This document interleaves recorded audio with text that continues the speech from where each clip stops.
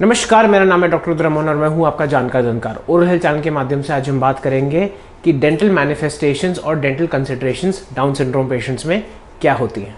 तो शुरू करें।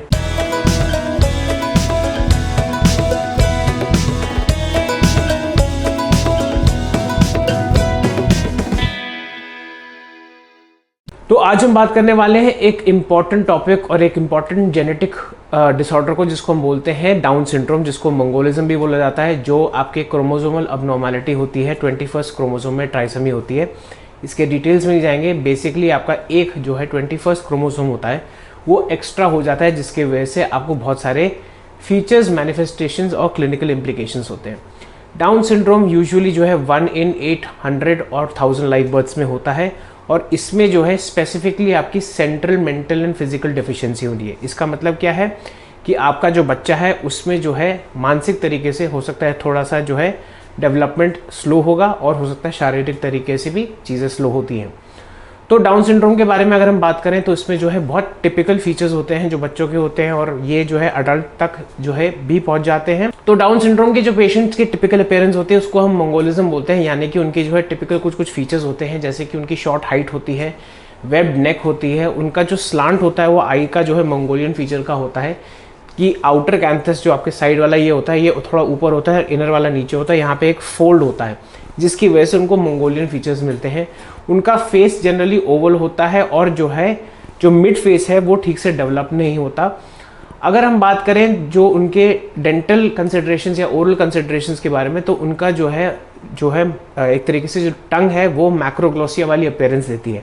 अपीयरेंस क्यों देती है? देखिए उसमें होता क्या है, यूजुअली हम लोगों को लगता है कि उनकी जो है जुबान बाहर है, लेकिन जुबान जनरली उनकी बाहर नहीं होती। एक चीज़ होती है जिसको हम बोलते हैं लिंगुअल हाइपोटोनिया। इनकी मसल्स में वीकनेस और हाइपर फ्लेक्सिबिलिटी जॉइंट्स में होती है, जिसकी वजह से जो मसल वीकनेस है उसकी वजह से जो है जुबान जो है थोड़ी बाहर की तरफ आ जाती है। ऑन टॉप ऑफ दैट इनका जो मुंह होता है, जो अपर मैक्सिला जॉ होता है वो थोड़ा छोटा होता है, जिसकी वजह से जो कंस्ट्रिक्टेड आर्चेस की वजह से जो है जुबान बाहर आ जाती है। और इनका जो एक तरीके का जो मस्तिष्क है उसकी वजह से जो डेवलपमेंट होता है उससे लगता है कि इनके जो नीचे की ठुड्डी वो बाहर है, ऊपर का जो फेस है वो अंदर की तरफ है।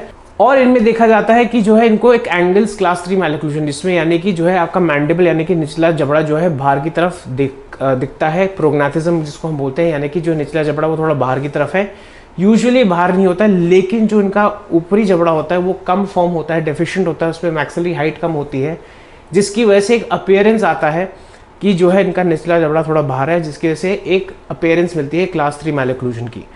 इनके जो लिप्स होते हैं वो क्रैक्ड होते हैं, टंग भी फिशर्ड होती है, और on top of that because of the जो आपकी हाइपोटोनोसिटी होती है, यानी कि जो आपकी मसल्स में जो है वीकनेस होती है, जिसकी वजह से उनकी जुबान बाहर लगती है और ड्रूलिंग ऑफ सलाइवा होने के चांसेस भी बहुत होते हैं।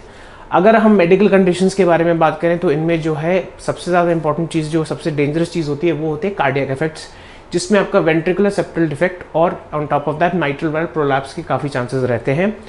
इनको डायबिटीज़, ल्यूकीमिया, एपिलेप्सी, हाइपोथायरॉयडिज्म, इन सब चीज़ों की रिस्क ज़्यादा होते हैं। अगर हम बात करें डायग्नोसिस की, बिकॉज आजकल जो है टेस्ट आ गए हैं जो इनफैक्ट मदर्स की प्रेगनेंसी में ही पता चल जाता है कि जो है बच्चों को क्या, अगर आपको जो है वहाँ पे डाउन सिंड्रोम है। पहले वाला जो तरीका था वो अब नहीं होता है, जिसको हम एमनियोसेंटेसिस कहते हैं, बिकॉज वो इलीगल है।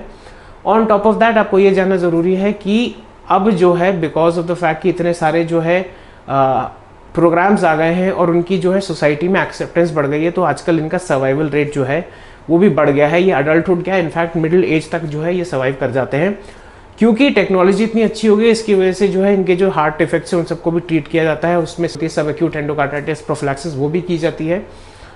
अब बात करते हैं इनके डेंटल इम्प्लीकेशंस की। जैसे मैंने बताया कि इनकी जुबान बड़ी दिखती है, इनके क्रैक्ड लिप्स होते हैं, इनको ड्राई माउथ होता है, ड्रूलिंग ऑफ सलाइवा भी होता है, बिकॉज इनके पास इतना कंट्रोल नहीं होता है। इनका सलाइवरी पीएच जो होता है वो भी हो सकता है केसेस में, कुछ केसेस में ज़्यादा माना जाता है, कुछ में कम माना जाता है।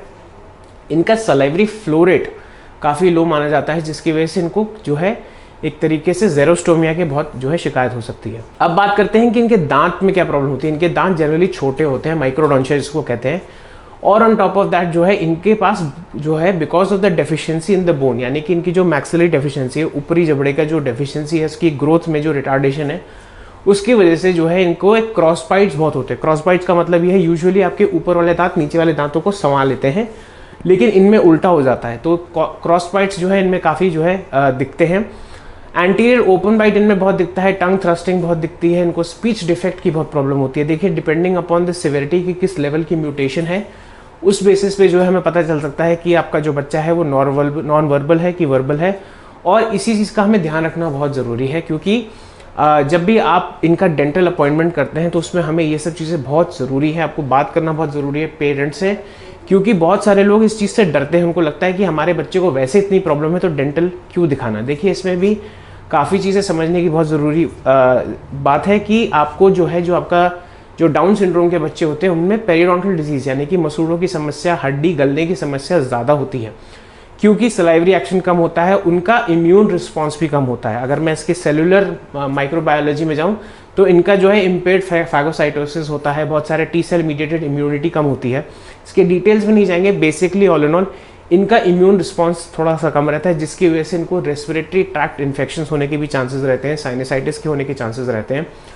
और इसी वजह से जो है इनको जो डिजीज़ होती है, पेरियोडोंटल डिजीज़ जो है वो ज़्यादा होती है, गम डिजीज़ ज़्यादा होती है, जिंजाइवल इन्फ्लेमेशन ज़्यादा होता है, बोन लॉस ज़्यादा होता है, जल्दी जो है इनके दांत झड़ सकते हैं।